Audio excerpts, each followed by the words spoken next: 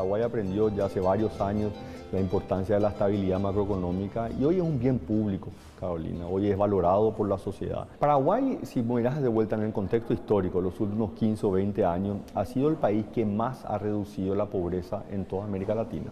Paraguay cumplió con los objetivos del milenio. En el 2015 tuvo una clase media que fue de las que más creció en América Latina y en el mundo en los últimos años. Hay una continuidad de la política macroeconómica por el lado fiscal, de mantener controladas las cuentas fiscales.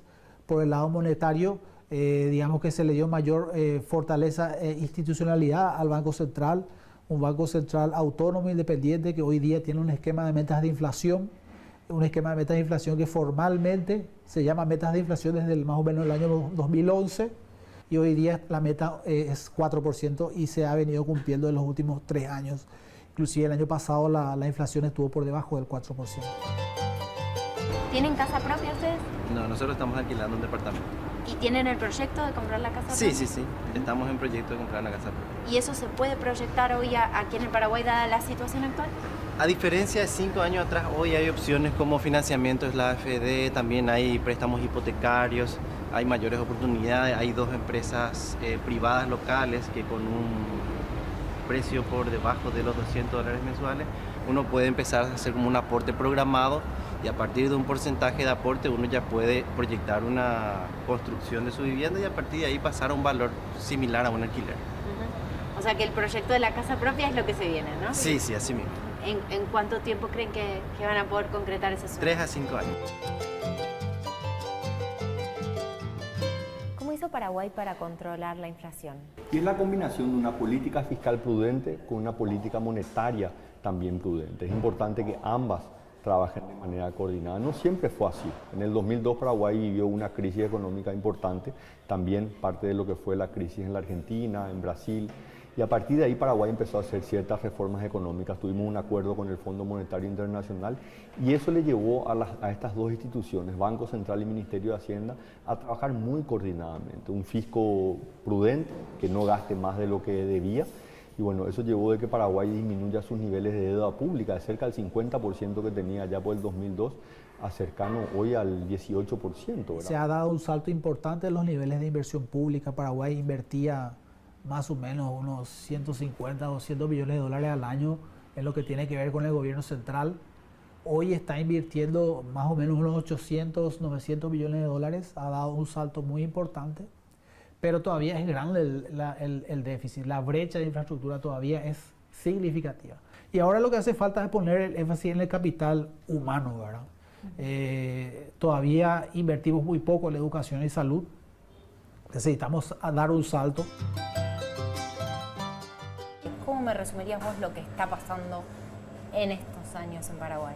Y creo que es el trabajo honesto de mucha gente que quiere al Paraguay, más allá de los políticos. Tenemos algunos políticos buenos, algunos de turno que son como en todas partes del mundo, unos bandidos, ¿sí?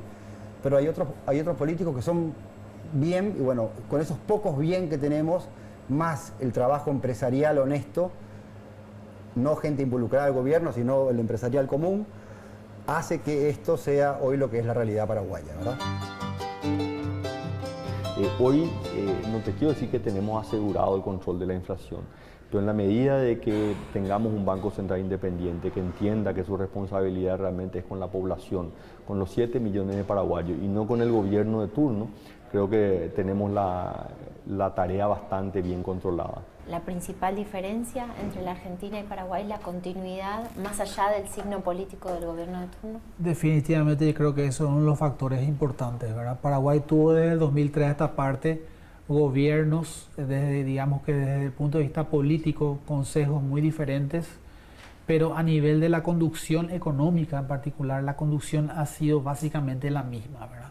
Independientemente del signo político. Tuvimos un gobierno de un empresario hace poco, antes tuvimos un gobierno con un claro enfoque social con Lugo, y hoy tenemos otro gobierno diferente.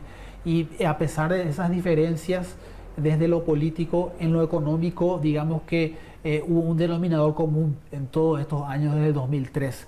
En ese sentido, creo que hay como un consenso no solamente a nivel, no diría solo social, sino a nivel profesional, de cómo se debe manejar las finanzas públicas y el Banco Central. Entonces, independientemente de quién esté al frente acá, la forma de gestionar la política económica, fiscal y monetaria ha sido la misma desde el 2003.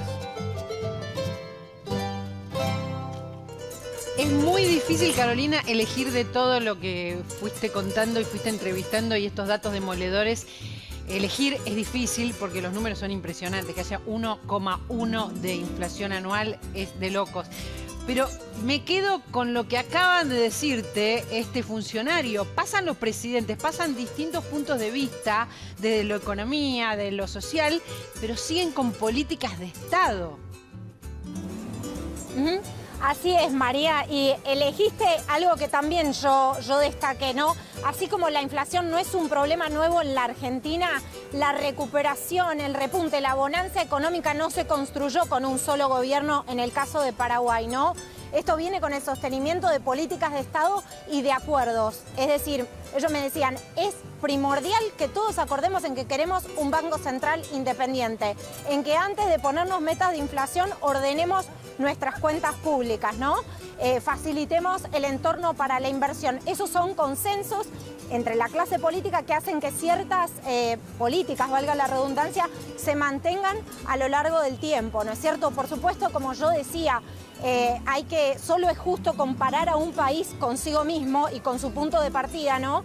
Y la verdad es que si bien Paraguay mejoró en los indicadores, las contradicciones saltan a la vista. Por un lado, aquí estamos en medio de grandes edificaciones, edificios modernos, y en las calles el pavimento deja mucho que desear, hay barrios que no tienen iluminación, hay muchos déficits en materia de infraestructura todavía. Claro, eso te iba a preguntar justamente, porque muchas veces los números de macroeconomía mejoran y nos hacen mirar desde afuera y decir que bueno, que es así, porque siempre es mejor que nada, pero la desigualdad que en Paraguay, como en muchos de los países de América Latina, siempre fue una brecha muy grande. ¿Lograron mejorarla con estos números?